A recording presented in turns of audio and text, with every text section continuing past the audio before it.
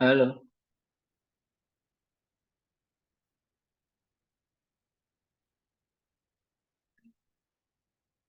Kan sudah jadi host. oke. Assalamualaikum warahmatullahi wabarakatuh. Kita mulai saja. Nanti biar recordingnya di-share. Ya, jadi untuk LC hari ini terkait dengan sharing informasi layanan yang ada di perpustakaan. Sebetulnya layanan ini semuanya sudah bisa diakses di website dari perpustakaan. Secara lengkap ada di library.umsida.ac.id, bukan yang di perpustakaan.umsida.id, karena yang perpustakaan.umsida.ac.id itu merupakan opak atau penelusuran. Jadi lokasi di official website-nya ada di library.umsida.ac.id. Di layanan ada di sini ya, ada layanan sirkulasi, referensi, literasi, penerbitan buku, peminjaman, promosi, eh, publikasi ilmiah, ruang baca, dan penyediaan dokumen. Navigasi yang ada di website ini mungkin masih perlu dikembangkan. Cuman kalau kita mau langsung untuk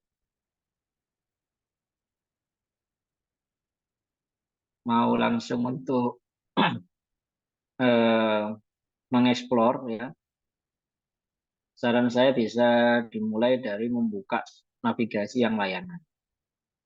Di navigasi yang layanan ini kalau bisa kita lihat yang ada di sirkulasi, ini saya buka langsung satu ya.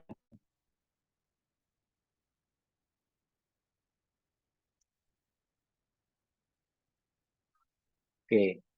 Jadi layanan sirkulasi ini adalah layanan peminjaman untuk daring maupun yang luring.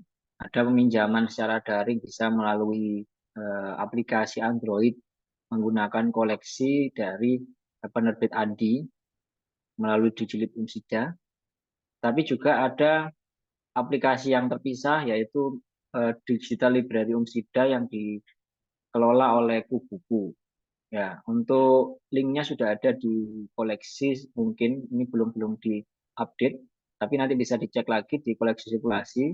Jadi kami ada lokasi untuk peminjaman secara daring, meskipun koleksinya masih belum lengkap, tapi akan dilengkapi seiring berjalannya waktu di tahun ajaran ini. Kalau yang peminjaman secara luring ya, itu biasa bisa dilakukan di kampus 1, 2, 3. Untuk lokasi masih tetap sama. Untuk yang kampus 3 akan berpindah ke aula kampus 3 untuk sementara waktu yang ada di lantai 4 atau 3 itu ya, yang ada di kampus 3.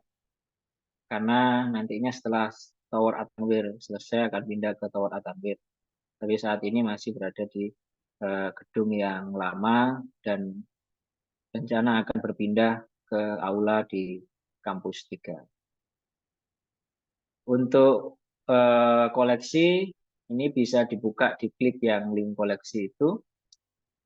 Kalau buku cetak bisa ditelusuri langsung di opak ya, di perpustakaan.umsida.ac.id. Tapi kalau yang buku elektronik ini lokasinya cukup banyak. Ada di pertama di My Umsida Library, ada di My Umsida AC Elite. Ini koleksi yang terpisah dari yang ada di Elite yang di Play Store ya. Kadang juga masih belum bisa ditelusuri dari opak karena beberapa memang belum terintegrasi dengan opak. Jadi kalau menelusuri buku digital di opak tidak ketemu, yang di perpustakaan.umsida.ac tidak ketemu, ini bisa langsung menuju ke sini yang di Elif. Kemudian ada Digital Library with Andi Publisher. Ini kerjasama dengan Andi Publisher. Ini bisa diunduh di Google Play Store, di download aja di aplikasinya di Google Play Store ini. Ini yang menggunakan, yang manfaatkan masih sangat sedikit sekali ya. Padahal ini cukup eh, apa namanya itu juga untuk dulu untuk subscribe atau langganannya. Jadi mungkin bisa dimanfaatkan untuk para dosen memberitahukan juga kepada mahasiswa bahwa buku-buku terbitan Andi dan eh, partnernya itu bisa di-download bukan di-download ya, dibaca dengan cara peminjaman online. Karena ada kuota untuk meminjamnya itu dia yang di aplikasi yang Andi Publisher ini. Ada juga koleksi open access book. Ini bisa ketika diklik ini mengarah ke list lokasi-lokasi yang Bapak Ibu bisa mendapatkan buku-buku referensi secara gratis yang legal ya. Itu ada di list yang ada di sini ya, secara berkala akan diupdate, tapi sementara bisa dibuka langsung di sini. Ini ada list dari penerbit-penerbit yang menerbitkan buku open access. Ya, bisa dibuka sebagai referensi untuk perkuliahan. Nah, sifatnya open access bisa di-download secara bebas. Untuk Omsida Press juga karena sekarang juga dikelola oleh perpustakaan juga menjadi bagian dari koleksi ya dari perpustakaan, bisa dibuka di press.omsida, ini juga bisa diakses secara open access. Kalau yang kedokteran bisa dibuka di sini tapi melalui Google Drive dan bisa diakses dengan email @omsida dan nggak bisa di-copy dan nggak bisa di-download. Hanya bisa dibaca di Google Drive-nya untuk yang koleksi khusus kedokteran ini. Ini ada lagi satu lagi Digital Library Universitas Muhammadiyah Darjo, namun belum diupdate di websitenya ini. Ini kerjasama dengan buku. Saat ini masih mungkin baru hanya sekitar beberapa puluh buku, tapi tahun depan perkiraan akan kita update menjadi beberapa ratus buku untuk yang online kerjasama dengan buku. Ya, jadi untuk koleksi sirkulasi bisa coba dieksplor Bapak Ibu yang buku elektronik itu di sini, yang buku cetak bisa dibuka di perpustakaan .umsida.ac.id. Link perpustakaan.umsida.ac.id itu bisa diakses di home. Di home ini dia ada di depan sendiri, ada penelusuran ya yang di sini ini. Kalau kita lakukan penelusuran dia mengarah ke opaknya atau perpustakaan Umsida. Tapi koleksi yang di sini ini belum semuanya terintegrasi ya, itu ya. Jadi ada beberapa koleksi yang dari e-book tadi itu belum masuk di sini. Kita masih dalam tahap untuk pengintegrasian semuanya agar bisa ditelusuri di sini. Oke. Lanjut ada layanan referensi. Layanan referensi ini dia merupakan layanan yang buku-bukunya itu bisa diakses tapi nggak bisa dipinjam. Kalau yang fisik, buku-bukunya ya bisa dibaca di tempat lokasi tapi nggak bisa dipinjam. Ini lokasinya ada di lantai 2 kalau di kampus 1. Kalau yang di kampus 2 ini nggak ada yang lokasi khusus ya untuk layanan referensi ini, ruang referensi ini, cuman ada beberapa display TATA atau laporan-laporan. Namun sekarang yang terbaru di kampus 2, kalau Bapak Ibu ada yang lokasinya di kampus 2, itu ada lokasi untuk ruang referensi khusus untuk dosen. Nah, di ruang referensi khusus untuk dosen ini Bapak Ibu dosen bisa mengakses referensi-referensi yang dari penerbit-penerbit ternama. Nah, mungkin saat ini aksesnya hanya dari 2 komputer saja ya. Nah, tapi itu mau dimaksimalkan karena untuk di kampus 2 ini yang penggunanya sangat jarang. Kalau di kampus 1 penggunanya sudah banyak sekali, tapi di kampus 2 ini penggunanya sangat jarang sekali untuk ruang referensi khusus dosen ini.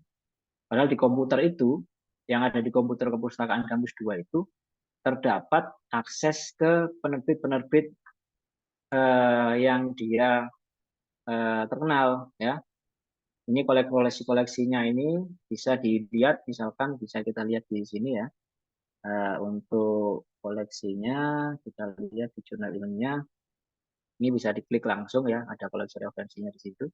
Ini ada IEEE, ACM, kemudian ASME untuk sipil, kemudian ada IOP, ada ASCE. Ya. Itu penerbit-penerbit yang berbau-bau teknik ini bisa diakses di 2 komputer itu yang ada di kampus 2 di kotak khusus yang depan lobi itu ruang referensi khusus dosen. Di 2 komputer itu, di salah satunya itu bahkan kami install akses yang hanya bisa dibuka di komputer di situ, akses untuk ke GPT Plus dan akses untuk ke Quill Premium. Ya, jadi Bapak Ibu bisa mengakses Quillbot premium di situ yang ada di kampus 2, juga bisa mengakses ChatGPT Plus di kampus 2. Saat ini yang baru dipatenkan di apa namanya itu dikunci untuk hanya bisa dibuka itu yang ada di kampus 2. Tapi nanti habis ini akan dipasang juga di kampus 1 untuk ChatGPT Plus yang di lantai 2, komputer lantai 2. Ya. Untuk yang kampus 3 juga sama akan dipasang juga, tapi kampus 3 ini menunggu perpindahan ke ruang yang baru di aula. Karena saat ini kondisi komputernya masih belum maksimal kalau kita pasangi instalasi apa namanya itu mengakses platform yang cukup berat ya. Nah, jadi untuk mengaksesnya gimana komputer yang di kampus 2 itu silakan menghubungi petugas pustakawan kampus 2 ya Pak Pristiwanto sama Pak Ratro kalau yang malam. Kalau mau mengakses ruang referensi khusus dosen.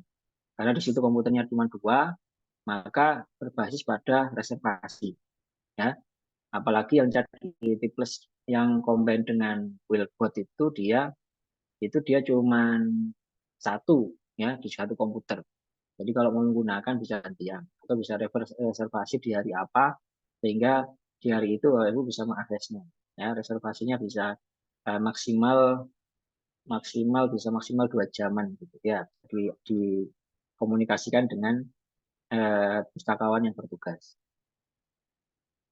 Kemudian untuk layanan referensi yang lain selain dari ruang referensi khusus dosen tadi, itu ada juga layanan referensi seperti data indeks dan abstrak ini. Ini kami sudah membuatkan listnya yang ada di website library ini ya. Silakan bisa dicek list-list sesuai kebutuhannya, apa yang mau dicari ya. Mana misalkan mau mencari data, silakan mencari di data repository yang disediakan di sini. Ini repository data mayoritas ya, nanti akan kami update secara berkala, termasuk ada dari pojok statistik, ada infografis, itu juga bisa diakses. Ini nanti kita masukkan sebagai data repository. Karena kita sudah ada pojok statistik yang di kampus 2, itu mengacu pada website pojok statistik. Ya, di situ bisa lalu bisa mengikuti edukasi-edukasi dari pojok statistik secara gratis. Nah, ini webnya pojok statistik bps.go.id. Silakan bisa login di situ, daftar, kemudian masuk ke menu utama, dan di situ nanti ada pilihan seperti infografis. Di sini ada informasi-informasi statistik terkini yang sudah di-compile oleh BPS, ya. Kemudian ada juga infografis yang sifatnya galeri, video, itu juga ada di sini. Nah, bisa dijadikan rujukan ketika untuk penelitian. Kemudian ada juga edukasi webinar dari pojok statistik, itu bisa kita ikuti. Nah, ini ada pilihan-pilihannya, yang akan datang berarti akan ada kegiatan ini yang nantinya Sabtu besok, Sabtu besok ya ini ya, sama Selasa besok. Ini kita tinggal klik aja dan ikuti kelas gitu. Nanti dia akan diarahkan ke Zoom ya. Zoom-nya nanti sesuai dengan apa namanya itu Zoom-nya online.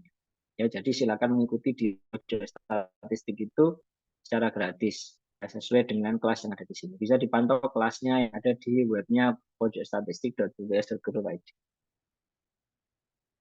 Untuk basis data yang lain, ya silakan bisa dieksplor. Untuk basis data yang terlengkap saat ini, informasi saja basis data terlengkap bisa diakses di lens.org.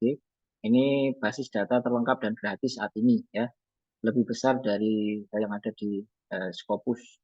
Meskipun di Scopus itu dia ada juga yang cetak, tapi sekarang mayoritas sudah online.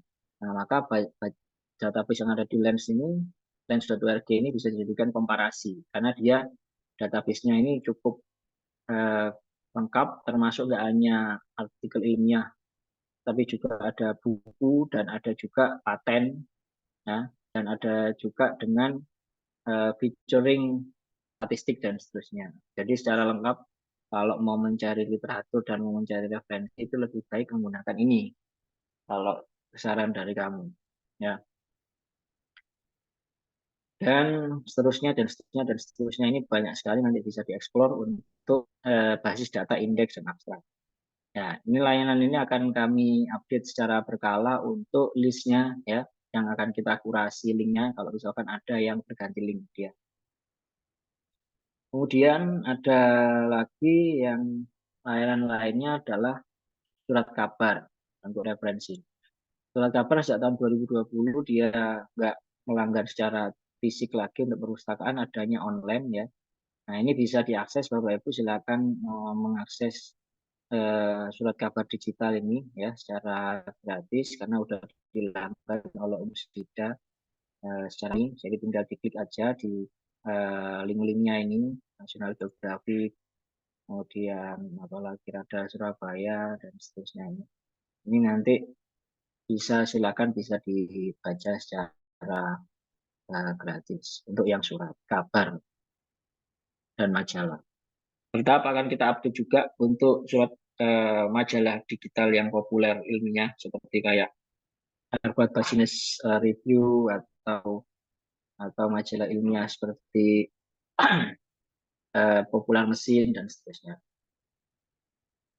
Untuk layanan referensi yang lain adalah literatur kelabu. Nah, di literatur kelabu ini juga kami sudah mengkurasi beberapa link, ya, yang bisa ditelusuri untuk mendapatkan disertasi atau tesis atau laporan-laporan riset dari kampus lain baik di Indonesia maupun di luar negeri. Kalau yang di lokal Umsida sendiri, koleksi skripsi tesis kita itu agak tersebar, ya, belum belum belum menjadi satu di satu lokasi karena memang ada beberapa pergantian kebijakan. Jadi ada beberapa skripsi itu yang hanya bisa diakses hanya di dalam Umsida saja. Ada skripsi yang masih bentuknya cetak, ada skripsi yang dia di lokasinya di e-print, ada skripsi yang lokasinya sekarang sudah kumpul di archive. Nah, ini lokasi-lokasinya ini dia berbeda-beda. Nah, seperti kayak ini koleksi sebelum 2016 itu bisa diakses di MyUmsida Elite. Nah, ini hanya bisa diakses oleh mereka yang punya akses ke my.umsida. Kalau yang koleksi 2016 sampai 2018 itu bisa ditemukan di e-print. Koleksi 2018 sampai 2022 itu ada di AIS Deskripsi. Ini juga sama. Ini sepertinya linknya perlu diupdate, tapi nanti bisa komunikasi ke pustakawan kalau misalkan butuh mendapatkan koleksi antara tahun 2018 sampai 2022. Karena itu nggak bisa ditelusuri di e-print maupun nggak bisa ditelusuri di archive. Nah, baru yang tahun 2022 ini semua terkonsentrasi di archive Umsida. Jadi lokasi penelusurannya bisa lebih gampang. Kalau di perguruan tinggi Muhammadiyah dan Asia lain, itu listnya bisa dilihat di sini, ya. Di situ ada list repositori-repositori yang menyimpan skripsi tesis dari disertasi dari PTMA. Nah, itu bisa Bapak Ibu bisa membuka satu-satu di link. Kemudian ada lokasi lain juga yang open access, yaitu OATD atau tesis common. Nah, dua lokasi untuk koleksi skripsi tesis disertasi baik di Indonesia maupun di luar negeri. Kita bisa mengaksesnya secara open access. Ya, nggak perlu menjadi anggota dari perpustakaan tertentu atau menjadi anggota dari kampus tertentu. Ini Bapak Ibu bisa menelusuri ini di tesis common. Nah, di tesis kamu ini tinggal masukkan aja, atau Bapak Ibu mau berkontribusi ngupload tesisnya di sini untuk sebagai referensi yang lain, silakan. Ya, tinggal di search, maka nanti kemudian akan mendapatkan uh, tesis atau disertasi yang dibutuhkan. Nah, ini kalau di bidang saya hukum nggak ada di sini, berarti ya, Bapak bisa mencoba yang lain. Kalau di OATD ini lebih lengkap dia. Contoh misalkan bidang law, nah dia cukup banyak di sini. Nah, tapi yang di OATD ini nggak ada skripsi, ya. Di OATD ini hanya ada tesis sama disertasi.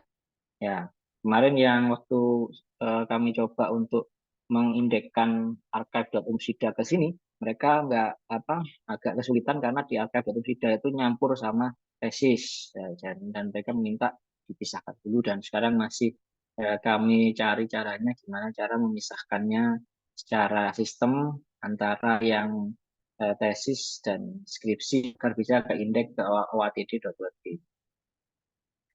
Nah, Bapak Ibu bisa mencoba mencari masing-masing topiknya ya, melihat gimana disertasi dari kampus luar negeri yang sesuai dengan topik kita, gimana tesis dari kampus luar negeri yang sesuai dengan topik kita, ya.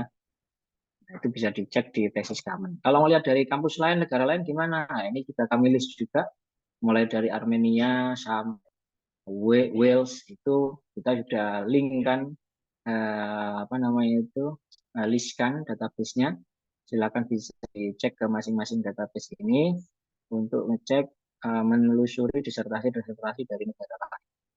Ya, dari apa namanya, perguruan tinggi lain. Ya, silakan bisa di explore sendiri. Kemudian untuk layanan referensi yang lain itu adalah audiovisual. Kalau audiovisual ini hanya terdiri dari saat ini untuk video-video presentasi dari mahasiswa maupun konferen dan dosen, serta tutorial-tutorial yang ada di YouTube Unsida Library. Dan kemudian bisa juga ada, kita juga ada koleksi-koleksi dari video recording maupun multimedia yang lain yang disimpan di perpustakaan. Nah, silakan bisa dieksplor sendiri dengan mengklik URL-URL yang disediakan. Untuk layanan yang referensi seperti itu. Kemudian untuk layanan lain ada layanan literasi. Ya, ini termasuk OLC ini adalah layanan literasi. Layanan literasi ini bisa Bapak Ibu akses juga. Ada dua model ya, OLC weekly yang seperti ini ya, OLC 1 bulan itu 2 kali atau 2 mingguan, sama OLC aksidental. Tapi OLC aksidental ini Bapak Ibu harus menyanggupi minimal ada 10 orang. Kalau mau ada kelas khusus untuk 10 orang tadi. Ya, silakan kalau mau mengagendakan kapan, nanti akan diagendakan, kemudian bisa Zoom bareng. Ini masuk dalam kategori OLC aksidental. Ya, silakan untuk pendaftaran OLC-nya langsung di Linktree saja, sudah ada linknya kalau nggak salah di Linktree. Ini bisa langsung di sini juga ada formulir pendaftaran ya. Bisa diklik formulir pendaftaran di sini, milih OLC yang diinginkan. Atau kalau dia mahasiswa bisa melalui Simpres Mawa. Kalau misalkan OLCD Weekly-nya disediakan untuk mahasiswa. Untuk jadwal OLCD Weekly ada di sini ya, secara lengkap bisa dicek di layanan literasi. Layanan penerbitan buku ya, mungkin udah mayoritas dosen sudah memanfaatkan, banyak yang memanfaatkan ya, menerbitkan buku di Unisida Press. Ini gratis. Jadi kalau misalkan Bapak Ibu punya draft gitu, draftnya itu A5 dengan halaman 50, kemudian ada covernya ya, sudah sesuai dengan standar yang ada di template yang ada di pendaftaran itu. Maka Bapak Ibu bisa mengajukan ke Unisida Press untuk dimintakan ISBN. Asalkan di dalam buku tadi draft tadi ada nama dosen Unisida, maka itu sifatnya free ya. Asalkan ada nama dosen. Jadi misalkan ada teman dari kampus lain yang mau menerbitkan buku tapi nggak tahu lokasinya di mana, dan kemudian Bapak Ibu juga berkontribusi di situ, bisa dibawa ke Unisida Press untuk diterbitkan. Asalkan ada nama dosen Unisida di situ, meskipun itu first authornya misalkan mahasiswa, first authornya dari kampus lain, nggak masalah ya. Yang penting ada nama dosen Unisida sebagai salah satu penulis. Nanti bisa klik langsung kirim permohonan di sini untuk mengisi form yang ada di penerbitan hukum Unisida Press. Ya, tinggal mengisi yang ada di sini sesuai dengan petunjuk untuk layanan penerbitan. Layanan yang lain adalah peminjaman antar perpustakaan. Ini sifatnya kami dari perpustakaan membuat suatu surat, misal Bapak Ibu mau mengunjungi perpustakaan UB begitu, karena dia perusahaan UB bergabung dalam FT Jawa Timur, maka cukup menunjukkan surat itu dan nanti bisa untuk mengakses masuk ke perpustakaan UB. Cuman ada beberapa kampus yang dia menerapkan aturan yang berbeda, jadi nggak hanya cukup surat, tapi biasanya butuh biaya untuk administrasi. untuk ke kampus tersebut. Ya, jadi tergantung kampusnya masing-masing. Nah, kalau mereka waktu di sananya hanya dengan surat aja bisa dan boleh masuk, ya berarti bisa masuk. Tapi misal ada juga yang meminta biaya administrasi, ya tapi harus ada biaya administrasi dari kampus itu. Tapi pada poinnya ini kartu super ini adalah untuk memfasilitasi pembuatan surat pengantar dari perpustakaan kampus A ke kampus B. Ya silakan kalau ada yang mengunjungi perpustakaan lain, itu bisa ngirim permohonan di sini untuk kami buatkan surat perpustakaan kartu super. Untuk yang promosi ini masih belum skemanya belum didapatkan, tapi pada poinnya layanan promosi ini nantinya ada layanan untuk mempromosikan hasil-hasil penelitian.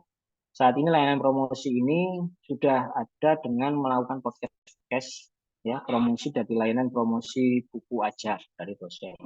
Bapak Ibu bisa melihat ada jadwal di sini ya, ada jadwal podcast bedah buku ajar, podcast bedah buku manajemen perbankan, podcast bedah buku etika bisnis, podcast bedah buku ajar manufaktur dan seterusnya.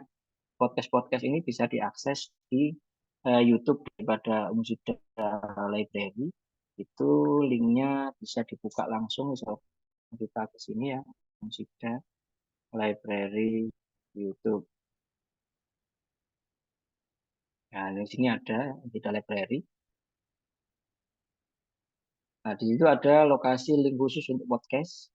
Nah, di sini sudah ada lokasi link khusus untuk podcast yang uh, di apa diselenggarakan oleh perpustakaan. Ini termasuk bagian dari layanan promosi, ya. Namun selain layanan podcast ini nantinya ada lagi layanan yang lain selain promosi podcast juga ada layanan promosi penelitian yang sekarang sudah dilakukan untuk penelitian mahasiswa. Ada poster-poster yang di-share di Instagram.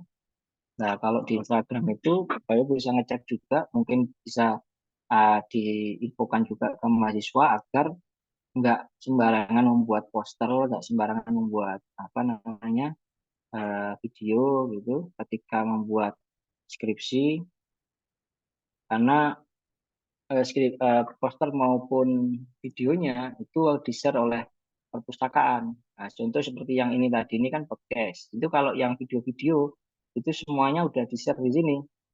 Nah, seperti ini. Ini dibagi menjadi playlist eh, Umsida Annual Conference 2023 sama Umsida Annual Conference 2022. Jadi ini masuk seperti eh, list dari video-video presentasi dari mahasiswa yang diupload di archive. Itu kami online kan semuanya di YouTube perpustakaan dengan tagline dan deskripsi yang menyebabkan orang lain untuk tertarik melihat ya, sehingga tertarik juga untuk mengetahui penelitiannya atau riset.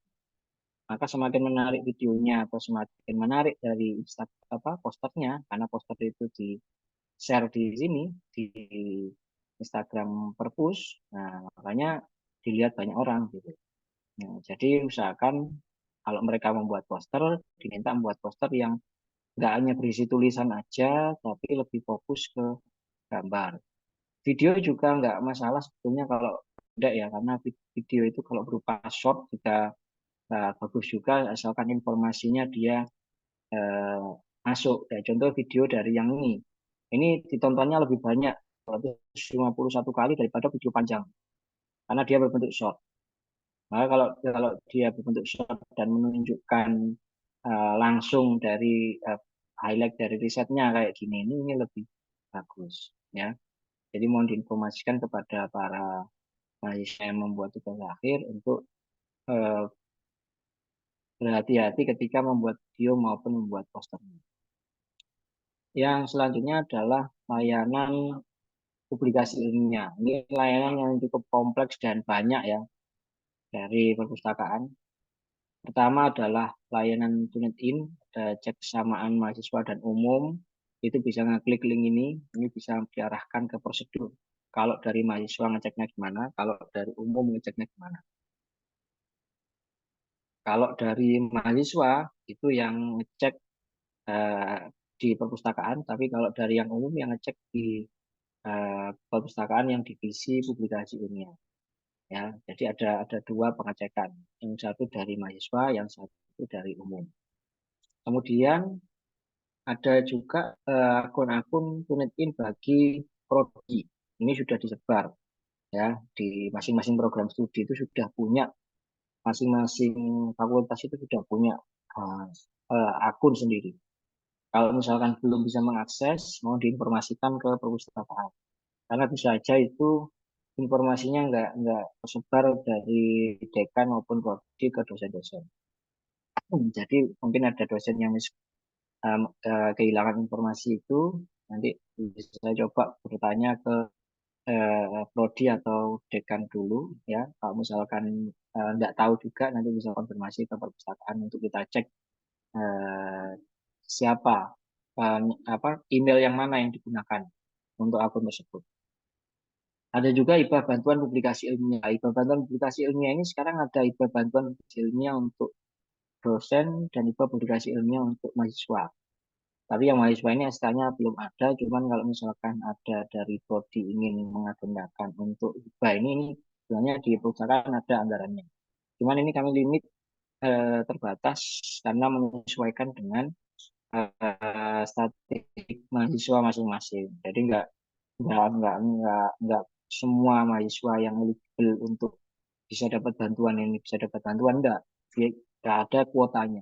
Jadi nanti perlu komunikasi dengan perpustakaan kuotanya berapa.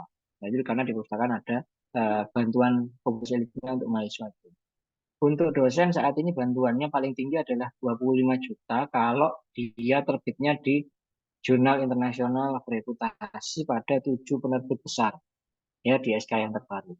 7 penerbit besar itu ya contohnya seperti Elsevier, Springer, Sage, Emerald, Wiley, kemudian penerbit 100 US kayak Harvard, Oxford, kemudian penerbit yang dia asosiasi ternama kayak IEEE, ACM, itu baru eh, nilainya bisa diklaim maksimal 25 juta. Kalau selain yang itu, kalau cuma terindeks Scopus, maksimalnya adalah 6,5. Tapi memperhatikan standar mutu publikasi ilmiah di Umsida. Itu jurnalnya harus bukan jurnal predatori, bukan jurnal yang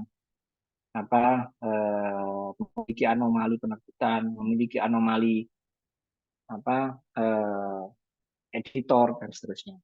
Nah itu perlu diperhatikan juga. Jadi enggak semuanya yang asal pendek Scopus malah tidak ada. Maka perlu diperhatikan lokasi jurnal tujuannya ini apakah benar-benar yang sesuai standar mutu atau enggak.